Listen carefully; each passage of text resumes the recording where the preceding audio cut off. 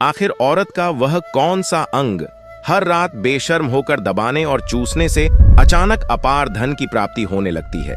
लोग औरत का कौन सा अंग दबा और चूस कर अमीर बन जाते हैं? जो भी मनुष्य औरत का यह अंग दबाता या चूसता है, उसके घर में सदा मां लक्ष्मी का वास रहता है और महालक्ष्मी की कृपा सदैव बनी रहती है।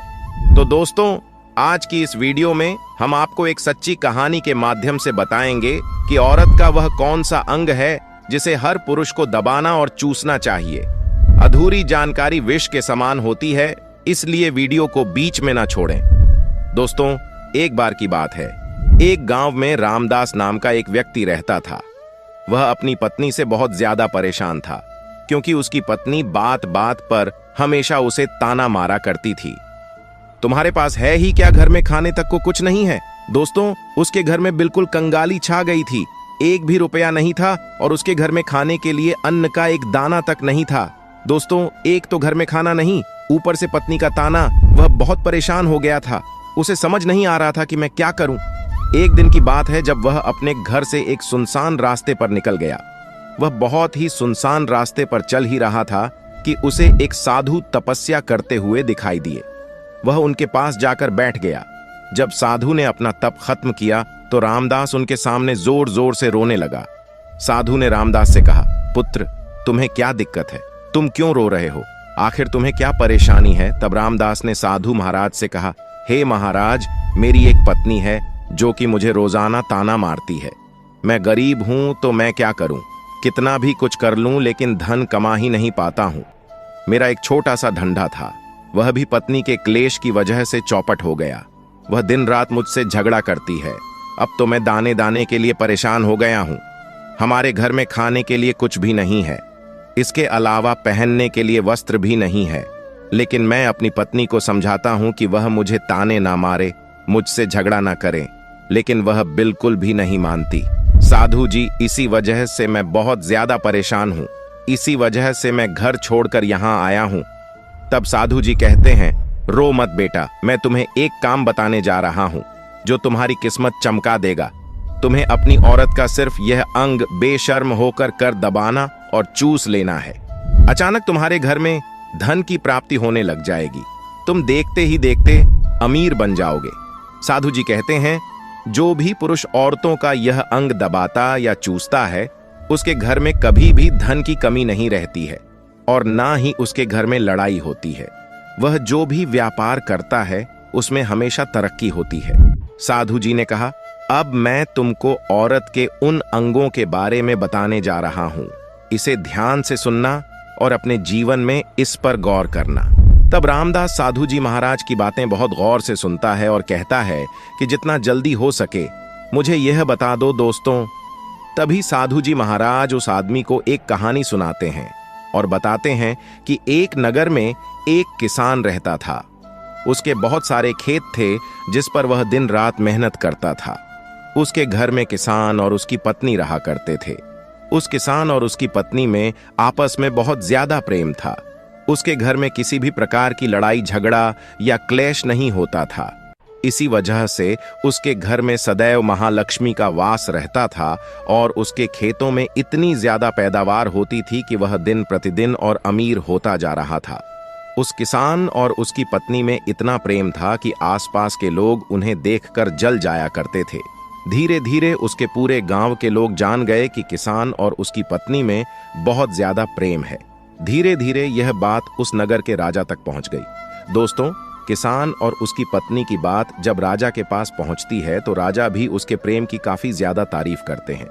वह सभी से बताते हैं कि हमारे नगर में एक किसान और उसकी पत्नी रहते हैं जिनमें कभी भी लड़ाई झगड़े नहीं होते हैं। उन दोनों में आपस में इतना प्रेम है कि मैंने ऐसा अपनी जिंदगी में कभी भी नहीं देखा। एक बार की बात है, राजा पूरे नगर में ढिंढोरा पिटवा देता है कि इस नगर में जितने भी लोग हैं वह सभी अपने घर में घी का दिया जलाएंगे। राजा की पत्नी पूछती है कि आप ऐसा क्यों कर रहे हैं? सबके घर में घी का दिया क्यों जलवा रहे हैं? राजा अपनी पत्नी की बात सुनकर कहते हैं, दीपक प्रेम की निशानी होता है। जिसके घर में घी का दीपक जलता है उसके घर में सदैव प्रेम बना रहता है और मैं चाहता हूं कि जो प्रेम किसान और उसकी पत्नी के घर में है वह हमारे पूरे नगर में रह रहे पति पत्नी के बीच हो। इसीलिए मैं हर घर में दीपक जलाना चाहता हूं। दोस्तों, राजा के सैनिक जाते हैं और हर जगह नगर में डुग्गी पीट देते हैं और कहते हैं सभी के घर रात भर घी का दीपक जलना चाहिए। दोस्तों, राजा की बात मानकर सभी नगरवासी अपने घर में दीपक जला देते हैं, लेकिन जैसे ही आधी रात होती है सभी के घर के दीपक बुझ जाते हैं, लेकिन किसान के घर का दीपक वैसे ही जलता रहता है। दोस्तों, दीपक हमेशा किसान की पत्नी जलाती थी, लेकिन उसकी बात नहीं मानती थी। वह हमेशा अपनी मनमानी करती थी। उसका जो भी मन करता था वही काम करती थी, लेकिन किसान को इस बात से कोई भी दिक्कत नहीं होती थी, क्योंकि किसान बहुत समझदार था। किसान सोचता था यदि मैं अपनी पत्नी को रोक टोक करूंगा तो घर में बेवजह ही लड़ाई झगड़ा होंगे। कई चीजें किसान इस वजह से अनदेखा करता था कि उसके घर में प्रेम बना रहे राजा अपने महल को छोड़कर पूरे नगर का नजारा देख रहे थे। उन्होंने देखा कि सारे नगर में किसी के घर में दीपक नहीं जल रहा है, लेकिन किसान के घर में दीपक जल रहा है। तब राजा अपनी रानी से बोलता है कि देखो, किसान और उसकी पत्नी के घर में दीपक जगमगा रहा है, लेकिन पूरे नगर में कहीं भी दीपक नहीं जल रहा है। इसी से पता लगता है कि किसान और उसकी पत्नी में कितना प्रेम है। तब राजा की पत्नी राजा से बोलती है कि जो किसान और उसकी पत्नी में प्रेम है वह किसान की पत्नी की वजह से है, और इसी वजह से उसके घर में इतना ज्यादा प्रेम है। दोस्तों, जब राजा रानी की बात सुनता है तो कहता है नहीं, तुम्हारा सोचना गलत है। जो प्रेम किसान के घर में है वह उसकी पत्नी की वजह से नहीं है, बल्कि वह किसान की वजह से है। रानी कहती है कि किसान की पत्नी बहुत ज्यादा समझदार है। आपका सोचना गलत है, और यही वजह है जो कि उनके घर में कभी भी लड़ाई झगड़ा नहीं होता है। राजा कहता है कि किसान समझदार है, और रानी कहती है कि किसान की पत्नी समझदार है। दोस्तों, इसी तरह कुछ देर चलता रहा। इसी बात को लेकर राजा और रानी के बीच काफी झगड़ा हो गया। इसके बाद रानी राजा की दाढ़ी उखाड़ ली और राजा ने रानी को उठाकर पटक दिया।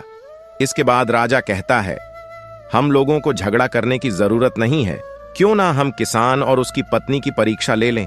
सारा दूध का दूध और पानी का पानी हो जाएगा।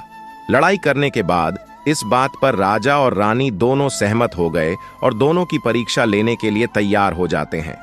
तब राजा अपने महल में जाता है और एक पुरुष सैनिक को बुलाता है और पुरुष सैनिक से बोलता है कि तुम किसान के पास जाओ और जो जो प्रश्न मैं तुमसे बोल रहा हूं वह तुम किसान को बोल देना। वह पुरुष सैनिक बोलता है ठीक है महाराज। वह सैनिक राजा की बात सुनकर किसान के पास जाता है। उस समय किसान की पत्नी खेतों में गई थी, लेकिन किसान की कुछ तबीयत ठीक नहीं थी, इस वजह से वह खेतों पर नहीं गया था। इस समय वह सैनिक किसान के घर पहुंच जाता है और किसान से कहता है मैं राज दरबार से आया हूं, राजा साहब ने मुझे भेजा है। दोस्तों, किसान कहता है बताइए मैं आपकी क्या सेवा कर सकता हूं। आप बैठ जाइए, मैं आपके लिए पानी लेकर आता हूं। तभी वह सैनिक बोलता है कि नहीं, तुम कुछ भी मत लाओ, मैं राजा का सैनिक हूं, बस आपके पास राजा का समाचार लेकर आया हूं। तब किसान कहता है ठीक है, आप मुझे बताओ राजा साहब ने मेरे लिए क्या समाचार भेजा है। सैनिक कहता है किसान, राजा साहब ने यह बोला है कि यदि तुम अपनी पत्नी को छोड़ देते हो तो राजा जी आपको बहुत सारे हीरे जवाहरात और साथ में तुम्हारे जमीन से 2 गुना ज्यादा जमीन राजा जी आपको गिफ्ट में देंगे। इसके अलावा राजमहल का आधा हिस्सा भी आपको दिया जाएगा। लेकिन जो किसान ने जवाब दिया वह सुनने लायक है। किसान ने कहा राजा जी अपना पूरा राजमहल मुझे क्यों ना दे दे, लेकिन मैं अपनी पत्नी को नहीं छोड़ूंगा। जाओ और अपने राजा से कह दो किसान ने ऐसा कहा है। सैनिक जाता है और राजा को सारी बातें बताता है। इस समय रानी वहां पर सैनिक की बात सुन रही थी। सुनने के बाद रानी ने कहा आपने किसान की तो परीक्षा ले ली, लेकिन किसान की पत्नी की परीक्षा नहीं ली है। इस तरह से हम कैसे पता कर सकते हैं कि कौन समझदार है। इसके बाद रानी ने कहा कि अब मैं भी किसान की पत्नी की परीक्षा लेना चाहती हूं। जब दोनों की परीक्षा हो जाएगी तभी पता चलेगा कि कौन समझदार है।